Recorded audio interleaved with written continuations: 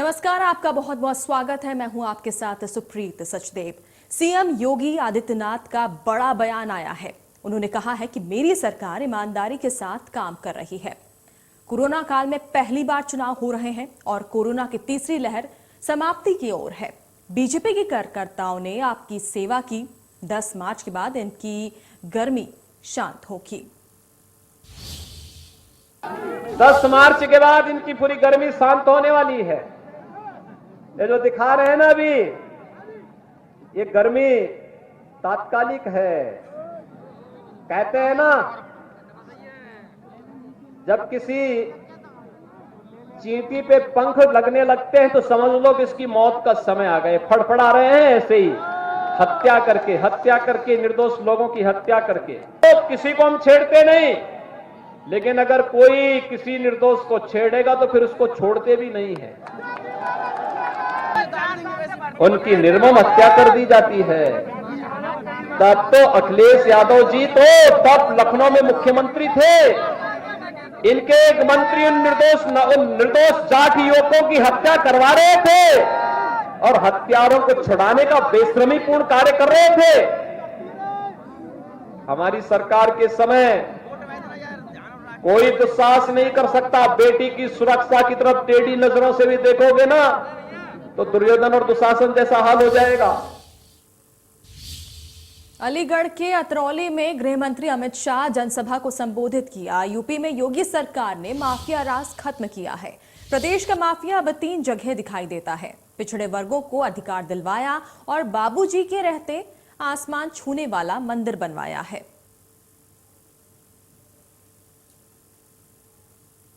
एक व्यक्ति जिसने सबसे पहले उत्तर प्रदेश के अंदर समाज का विभाजन करे मगर पिछड़ा समाज को उसका अधिकार देने की बात करी, अधिकार दिया और उत्तर प्रदेश के पिछड़ा समाज का राजकीय गौरव बढ़ाने का काम किया।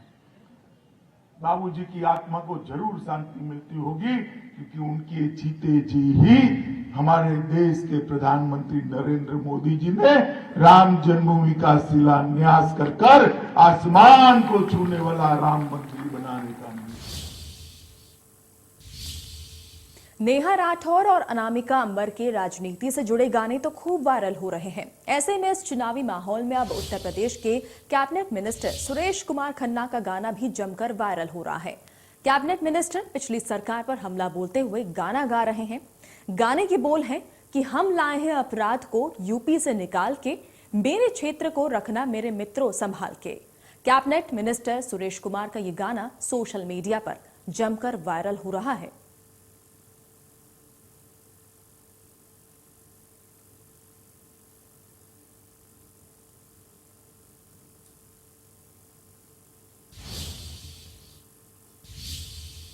बीजेपी ने जब अपनी 8वीं सूची जारी की थी, उसमें सबसे चर्चित नाम सरोजनी नगर से वीआरएस ले चुके पूर्व नौकरशाह राजेश्वर सिंह का था। हमारे संवाददाता ने बीजेपी प्रत्याशी राजेश्वर सिंह से खास बातचीत की।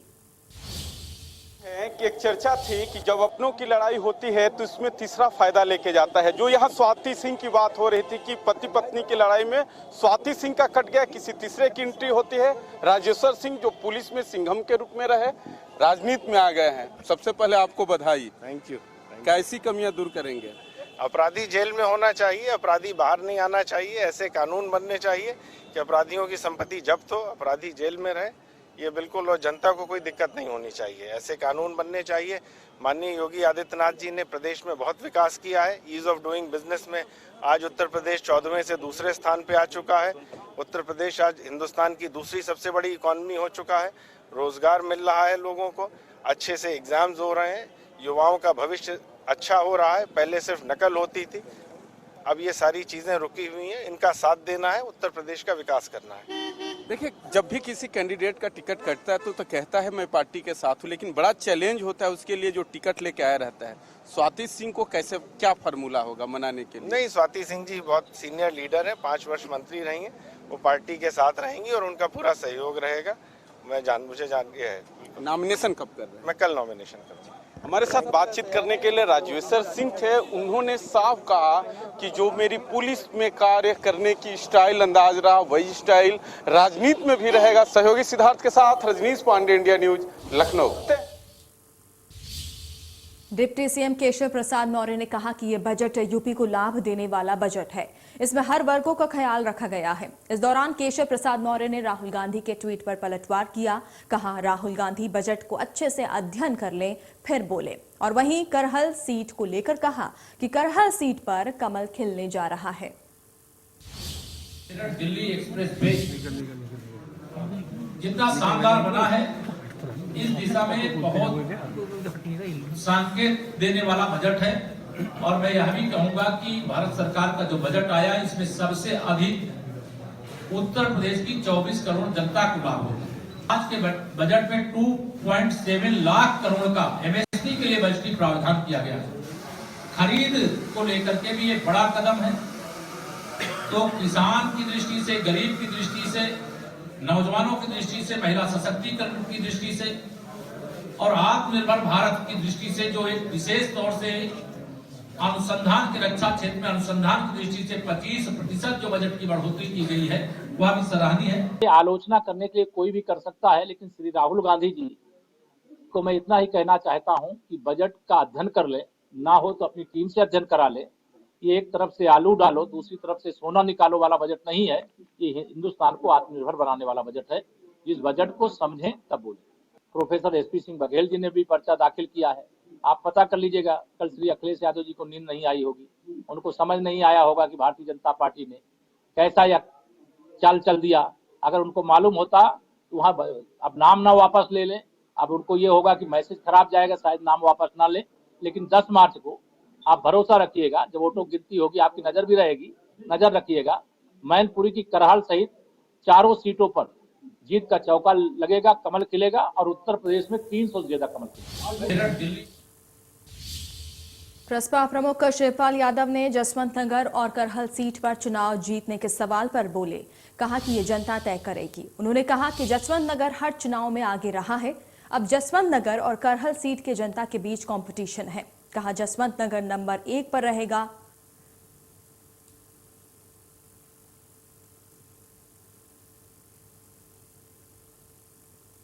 और अखिलेश लड़ रहे हैं करहल से। वैसे तो जसवंत नगर हमेशा कोई भी चुनाव हुआ हो, चाहे नेताजी लड़े हों, कोई लड़ा हो, हमेशा जसवंत नगर आगे रहा है।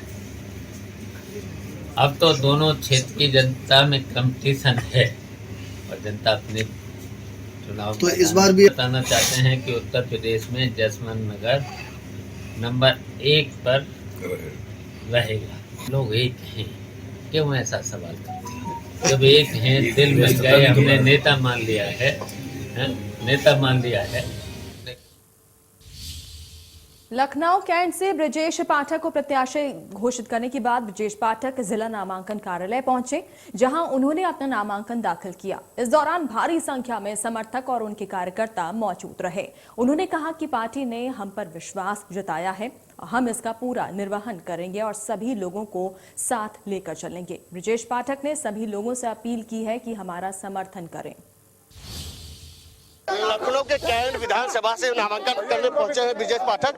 सर, किस तरह से देख रहे हैं? लखनऊ कैंट सबसे महत्वपूर्ण सीट है। देखिए, मैं कैंट विधानसभा क्षेत्र के लोगों का आशीर्वाद लेकर के आया हूं और आज नामांकन किया है। मैं अपने नेतृत्व का हृदय से आभार प्रकट करता हूं, जिनकी कृपा से आज मुझे यहाँ प्रत्याशी बनाया गया। मैं सबका आशीर्वाद लेकर के ऐतिहासिक विजय हासिल करूंगा। तमाम लोग दावे कर रहे थे, वो भारतीय जनता पार्टी नेतृत्व ने जो आशीर्वाद दिया है, सभी कार्यकर्ता मिलजुल करके जीतेंगे। तो बिल्कुल ये तो ब्रजेश पाठक हमारे साथ, जिन्होंने कहा कि सभी कार्यकर्ता मिलजुल कर हम लोग चुनाव लड़ेंगे और पार्टी ने इनको नेतृत्व दिया है और वो सही ढंग से काम करेंगे और जितने भी लोग हैं सबका सहयोग लेंगे। कैमरा पर्सन सिद्धार्थ के साथ पंकज मंडल, इंडिया न्यूज, लखनऊ। कौशाम्बी में देश के प्रधानमंत्री नरेंद्र मोदी का मंदिर है। ये मंदिर उस वक्त सुर्खियों में आया था जब एक प्राचीन मंदिर में शिवलिंग के बगल में मोदी की मूर्ति की स्थापना की गई थी। ये मंदिर एक बार फिर से सुर्खियों में है। मंदिर के पुजारी और विहिप नेता ब्रिजेंद्र नारायण मिश्रा का कहना है कि इस मंदिर में पूजा अर्चना करने से केंद्र में 2014 और उत्तर प्रदेश में 2017 में पूर्ण बहुमत की सरकार बनी थी। उनको विश्वास है कि यहां पूजा अनुष्ठान करने पर 2022 में फिर से यूपी में भारतीय जनता पार्टी की सरकार बनेगी।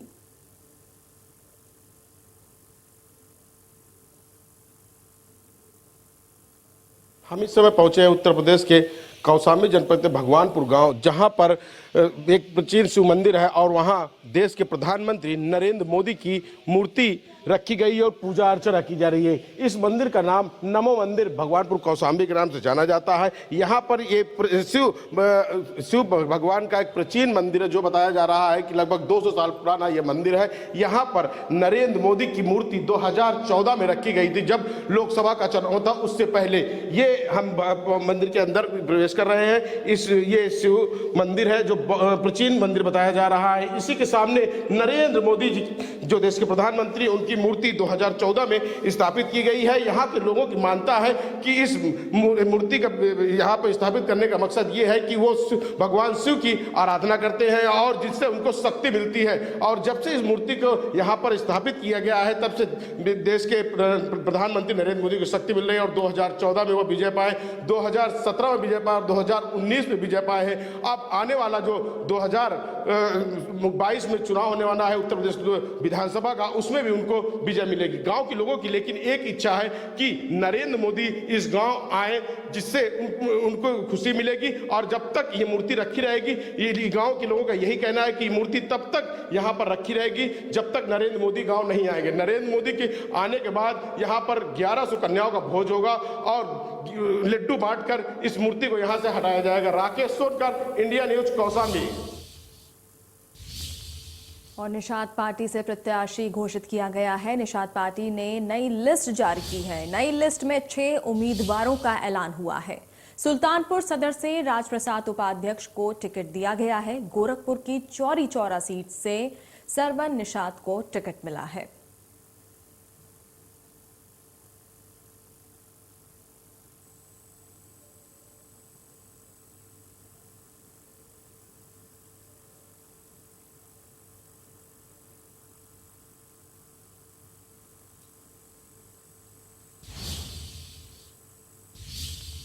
गोरखपुर के ग्रामीण विधानसभा क्षेत्र में निषाद पार्टी के कार्यकर्ताओं ने जमकर हंगामा काटा।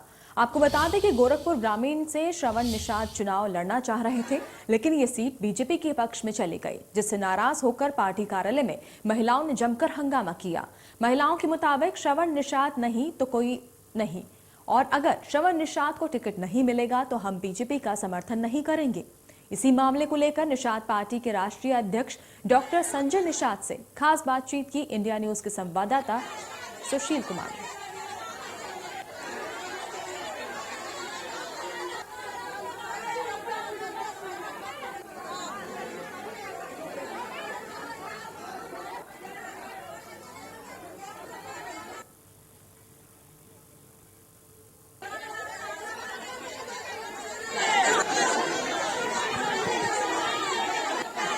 ग्रामीण विधानसभा क्षेत्र से निषाद के टिकट को लेकर के काफी दिनों से चर्चा थी। अब ये है कि श्रवण निषाद यानी डॉक्टर संजय निषाद के बेटे श्रवण निषाद को चौरी चौरा से टिकट मिल रहा है। इसको लेकर के निषाद समुदाय हंगामा कर रहा है। डॉक्टर साहब हमारे साथ मौजूद है, क्या कुछ उनका कहना है, उनसे हम बात कर लेते हैं। डॉक्टर साहब, ये जो महिलाएं अभी विरोध कर रही हैं, किस चीज का विरोध कर रही हैं? इनका मानना है कि श्रवण निषाद का टिकट कट गया ग्रामीण से, इस वजह से वो विरोध कर रही है। ये विरोध नहीं कर रही है, अपना आक्रोश व्यक्त कर रही है। इनकी भावनाएं हैं कि निषाद पार्टी यहाँ से बड़ी है, फली है और यहाँ से पहले से था कि वो लड़ेंगे और उन्हें लगता है कि नहीं मिलना चाहिए और लगभग लंबे समय से संघर्ष कर। वैसे मेरा तो एक खून का कतरा समाज को समर्पित है।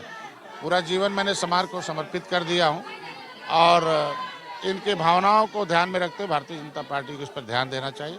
हम तो गठबंधन धर्म निभाने वाले हैं और बड़े भाई है भारतीय जनता पार्टी, जो उसका दिशा निर्देश उसका मैंने लगभग सभी सीटों पर पालन किया और आगे भी पालन करते रहेंगे। 2022 में भोजन भरी थाली से भारतीय जनता पार्टी के लोग हमारे सिंबल को जिताएंगे और हमारे लोग भारतीय जनता पार्टी के कमल चुनाव चिन्ह से दबाकर जिताएंगे। और निश्चित रूप से इनके आक्रोश व्यक्त कर रहे हैं। मैं राष्ट्रीय अध्यक्ष हूँ, कार्यालय उनका है, उनका धर्म बनता है अपना, उनके मन में जो चलता है वो व्यक्त कर रहे हैं। इसको निश्चित रूप से भारतीय जनता पार्टी की उनकी भावनाओं को ध्यान में रखना चाहिए। ये बताइए कि आपके समाज के लोग विरोध कर रहे हैं, ऐसे में किस तरीके से नैया पार हो पाएगी? फिर नहीं, विरोध नहीं, आक्रोश है, इसको विरोध नहीं कह सकता। दिल को नहीं, समय आने पर इन्हें समझा लिया जाएगा और जब जहाँ सरपंच जी लड़ेंगे फिर मनोबल से जिताएंगे। और इसको भारतीय जनता पार्टी भी उनको समझना चाहिए। हमें लगभग 15 सीटें मिली हैं जिसपे हमारे प्रत्याशी लगभग घोषित हो चुके हैं और ज़्यादातर सीटों पर भोजन भरी थाली से हमारे लोग लड़ रहे हैं। 2-4-5 सीटें हैं जो भारतीय जनता पार्टी के सिंबल से लड़ेंगे और उसका भी जल्दी घोषणा हो जाएगा। तो ये कहना था डॉक्टर संजय निषाद का और उन्होंने साफ तौर पे कह दिया है कि इनका ये आक्रोश है, विरोध नहीं है, लेकिन भारतीय जनता पार्टी जिस भी जगह से कहेगी उस जगह से हमारे निषाद और हम लोग पूरी ताकत के साथ भारतीय जनता पार्टी को जिताने का काम करेंगे और 2022 में एक बार फिर से सरकार बनाएंगे। Sushil Kumar, India news, Gorakhpur. Cabinet मंत्री राजेंद्र पाल गौतम का उत्तराखंड दौरा। राजेंद्र पाल गौतम ने किया जोरदार प्रचार। प्रत्याशी शादाब आलम के लिए उन्होंने प्रचार किया। शादाब आलम प्रत्याशी रूप के एक अच्छे विकल्प हैं। जनता के मन में आपको लेकर जबरदस्त उत्साह देखा जा रहा है। उत्तराखंड की राजनीति में बदलाव जरूरी है, ये सारी बातें गौतम ने कही। आप विकल्प है उत्तराखंड की जनता के लिए और जनता को अब ईमानदार सरकार को चुनकर लाना है।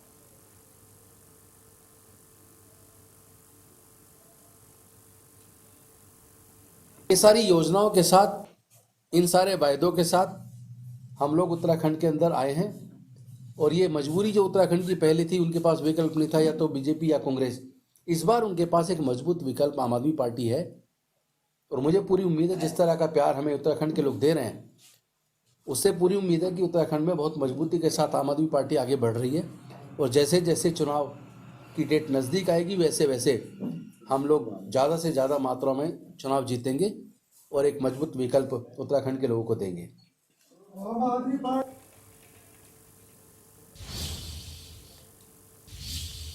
तिरान कलियर आप प्रत्याशी शादाब आलम ने बीजेपी पर हमला बोला। बीजेपी प्रत्याशी ने जनता को लेकर विवादित बयान दिया। विवादित बयान देने पर शादाब आलम आग बबूला हो गए। मुनीश सैनी को चुनाव लड़ने का कोई अधिकार नहीं, ऐसा उन्होंने कहा। पूरे उत्तराखंड के मतदाताओं का अपमान हुआ है। बीजेपी प्रत्याशी का रद्द होना चाहिए नामांकन। मुनीश सैनी को उत्तराखंड की जनता से माफी मांगनी चाहिए। जनता इस अपमान का 14 तारीख को जवाब जरूर देगी। आम आदमी पार्टी हमेशा से आम जनता की आवाज बनकर खड़ी रही है। बीजेपी विधायक प्रत्याशी मुनीश सैनी जो पीरान कलियर से हैं, कल उन्होंने अपने भाषण में बोला है कि विधानसभा के जो लोग हैं वो गधे से तुलना कर दी उन्होंने। तो उन्हें शर्म आनी चाहिए इतनी भद्दी लैंग्वेज बोलने के बाद। उन्हें माफी मांगनी चाहिए जनता से और उनके सख्त से सख्त कार्रवाई होनी चाहिए उनके खिलाफ प्रशासन से। ऐसी भद्दी लैंग्वेज बीजेपी वाले ही बोल सकते हैं। आम आदमी पार्टी ने शुरू किया मेरे सपनों का उत्तराखंड कैंपेन। कर्नल कोटियाल ने कैंपेन की शुरुआत की। आम आदमी पार्टी ने उत्तराखंड नवनिर्माण के लिए सुझाव मांगे। उत्तराखंड नवनिर्माण के लिए इकट्ठा किए गए 71,249 सुझाव।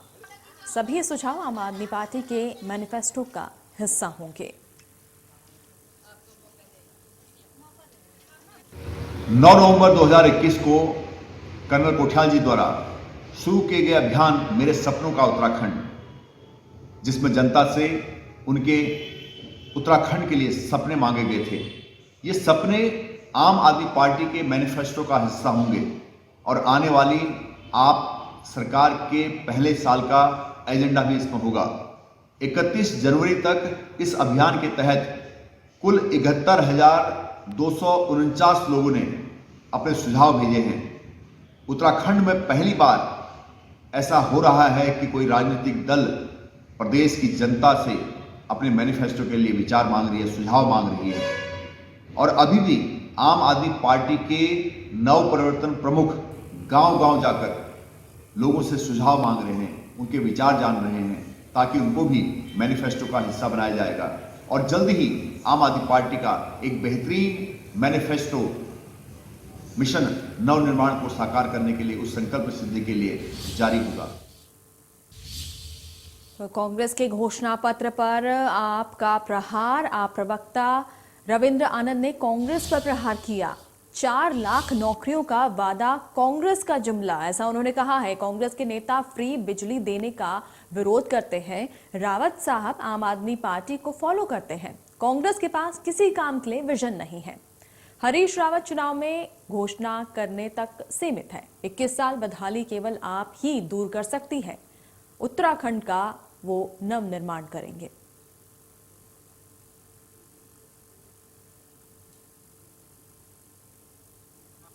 हाई एजुकेशनल सोसाइटी द्वारा ये जो करोड़ों का घोटाला किया गया, जिसमें अमित कपूर पुत्र हरबंस कपूर इसमें आरोपी, फाइनल रिपोर्ट में आरोपी तय हो गए हैं कि उन्होंने ये घोटाले किए हैं। और आयोग ने ये कहा है कि माननीय न्यायालय को कि इनको दंडित किया जाए।